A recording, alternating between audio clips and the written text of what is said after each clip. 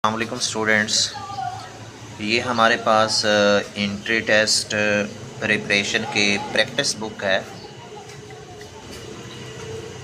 जिसके अंदर students self study करके और लेक्चर्स लेके तमाम चीज़ें बड़े ज़बरदस्त तरीके के साथ अटेम्प्ट कर सकते हैं। अब ये हमारे पास जो एमडी कैट और विद सॉल्यूशन हम इस चीज़ को कंसर्न करते हैं, इसके अंदर सारे के सारे क्वेश्चन सॉल्व्ड हैं। और इसके साथ अगर आप एंट्री टेस्ट एग्ज़ाम्स के अंदर एमडी कैट के लिए फ़िज़िक्स में से 100% मार्क्स ऑब्टेन करना चाहते हैं तो ये हमारे लिए बहुत ही बेस्ट, क्योंकि जब हम लोग एंट्री टेस्ट क्लासेस की प्रिपरेशन कराते हैं तो उसके अंदर भी मोस्टली लेक्चर यहीं से ही प्रोवाइड किए जाते हैं। इसके अंदर कुछ बेसिक ट्रिक्स प्रोवाइडेड हैं, वो मैं आप उनको प्रोवाइड करता हूँ। ये बेसिक ट्रिक्स हमारे पास और बहुत ही अहम जो है ना हमारे पास मेथड्स, जिसकी मदद से हम लोग फ़िज़िक्स के अंदर कोई भी एमसीक्यूज़ हमें प्रोवाइड करते हैं, चाहे वो एंट्री टेस्ट क्लासेस हों, चाहे हमारे पास इंटरमीडिएट क्लासेस हों, तो उसके अंदर आप बड़ी इजीली किसी भी किस्म का कोई भी क्वेश्चन प्रोवाइड करते हैं उसको सॉल्व आउट कर सकते हैं। अब हमारे पास ज़्यादातर जो फ़िज़िक्स के अंदर क्वेश्चन होते हैं एंट्री टेस्ट एग्ज़ाम्स के अंदर, वो फार्मूला बेस होते हैं। तो उस फार्मूला बेस को किस तरह से सॉल्व करना होता है, हालांकि बहुत ही आसान सी चीज़ें प्रोवाइडेड होती हैं, तो स्टूडेंट्स उसमें कंफ्यूज्ड हो जाते हैं। उसमें कोई कन्फ्यूजन वाली बात नहीं होती।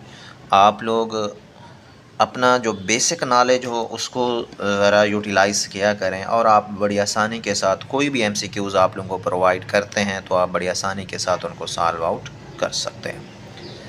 अब इसके अंदर हमारे पास जो पहला क्वेश्चन और एक एग्जांपल टाइप हम लोग करते हैं। अगर देखें, हमें कोई एक क्वांटिटी दे देते हैं और दूसरी हमें मालूम करने के लिए कहते हैं। हाँ, अगर हम एक चीज़ को बढ़ाते हैं तो दूसरी के ऊपर क्या फ़र्क पड़ता है, अगर एक चीज़ को हम कम करते हैं तो फिर दूसरी चीज़ के ऊपर क्या फ़र्क पड़ता है। तो इसके हवाले से ज़रा देखना है। हमारे पास एग्जांपल दे दी गई है एक, by increasing the distance from positive point charge then its potential, इसके पोटेंशियल के ऊपर क्या फ़र्क पड़ेगा।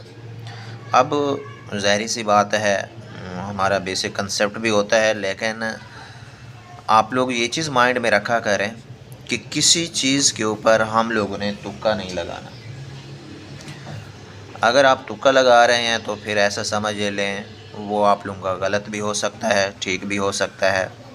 उसमें 90% तो गलत हो जाता है, बाकी 10% जो बचता है तो उसके अंदर पॉसिबिलिटी बनती है।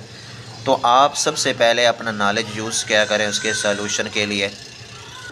तो अब ये देखें, अगर एक क्वांटिटी के बढ़ने या कम होने से किसी दूसरी क्वांटिटी की वैल्यू के ऊपर क्या असर पड़ेगा।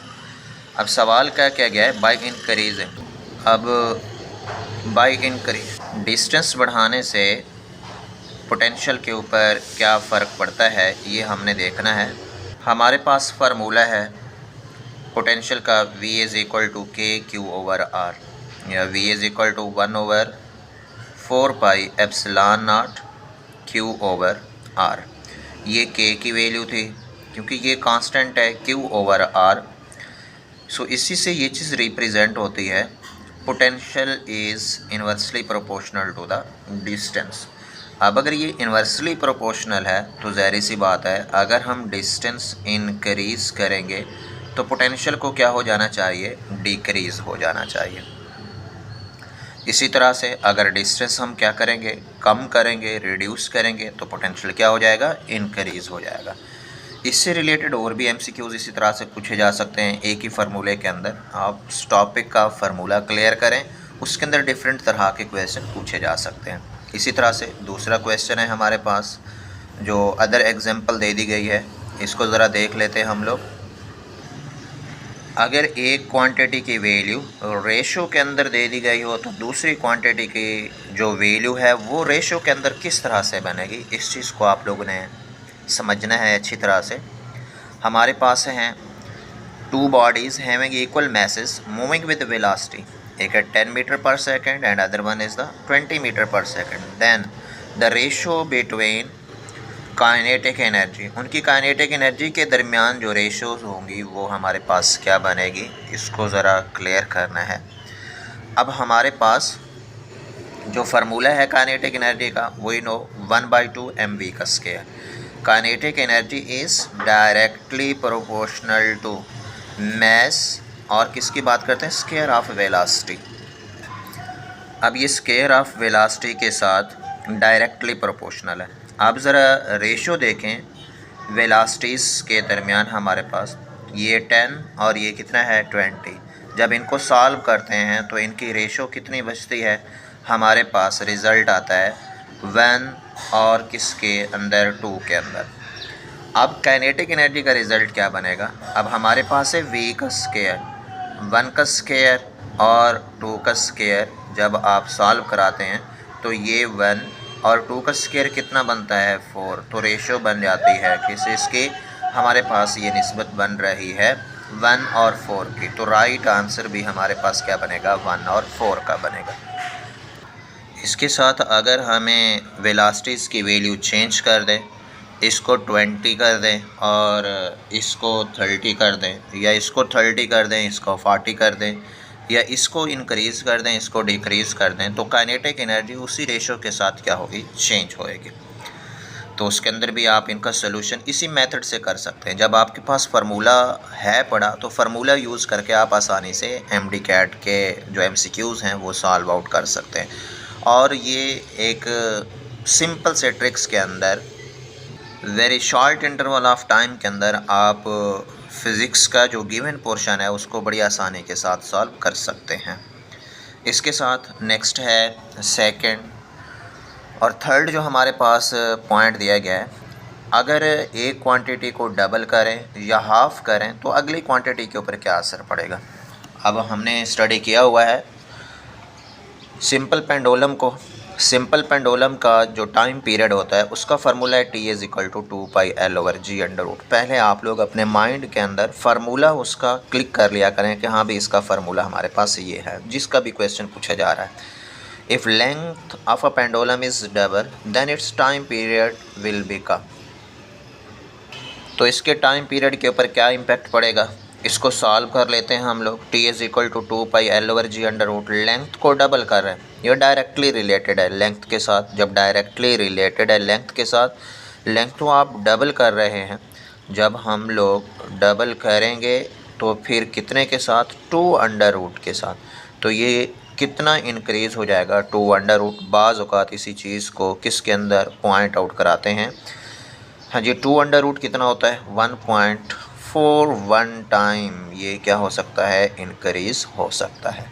इसके साथ अगर यही बात पूछी जाए हाफ़ के अंदर, तो हाफ़ के अंदर इसका रिज़ल्ट क्या पॉसिबल है, तो हाफ़ के अंदर जो इसका रिज़ल्ट पॉसिबल बनेगा हमारे पास, इसी तरह से ये हाफ़ के अंदर हमारे पास जो चेंज होता है वो कितने के साथ चेंज होता है, 1/2 टाइम्स के साथ। इतना टाइम क्या हो जाएगा, ये हाफ़ के ऊपर चेंज हो जाएगा। इसके साथ ये जो फोर्थ है ये मोस्ट इम्पोर्टेंट, सारे के सारे जो मेन जो हमारे पास पॉइंट्स हैं, अगर एक क्वांटिटी की वैल्यूज़ दूसरी क्वांटिटी की वैल्यू भी दे दी गई हो तो हम अगली वैल्यूज़ के अंदर क्या चेंजिंग कर सकते हैं। अब देखें हमारे पास प्रेशर है 10 एटमॉस्फेरिक प्रेशर और वॉल्यूम है 2 मीटर का cube. At what pressure volume of the gas will be 5 metre का क्यूब। कितने के ऊपर जो है ना हमारे पास ये 5 मीटर क्यूब बन जाएगा। हम लोग जानते हैं प्रेशर का फार्मूला हमारे पास है P2 divided by P1 is equal to V1 divided by V2। अब P2 का रिज़ल्ट निकालना है, P2 इज़ इक्वल टू आ जाएगा P1 V2 और ये V1 डिवाइडेड बाई V2। इसकी जब वैल्यूज़ पुट करते हैं तो हमारे पास आंसर आता है 4 एटमॉस्फेरिक प्रेशर। तो हमारे पास इसका जो राइट आंसर बनेगा वो 4। अब देखें इसमें हमें कोई एक वैल्यू दे देते हैं या कोई 3 वैल्यूज़ प्रोवाइडेड हैं, हम एक वैल्यू को आसानी से कैलकुलेट कर सकते हैं। तो ये हमारे पास बहुत ही इम्पोर्टेंट ट्रिक्स हैं। ये पूरे का पूरा यूनिट है, इस पूरे यूनिट को हम लोगों ने कंसर्न करना है। इंशाल्लाह बाकी जो पॉइंट्स हैं वो नेक्स्ट लेसन के अंदर हम क्लियर करेंगे। आप लोग इंशाल्लाह टच रहेंगे। ये मोस्टली एमडी कैट के हवाले से मेन पॉइंट्स जिनको आप आसानी के साथ समझकर फ़िज़िक्स के जो भी एमसीक्यूज़ प्रोवाइडेड होते हैं उनको बड़ी आसानी के साथ अटैम्प्ट कर सकते हैं।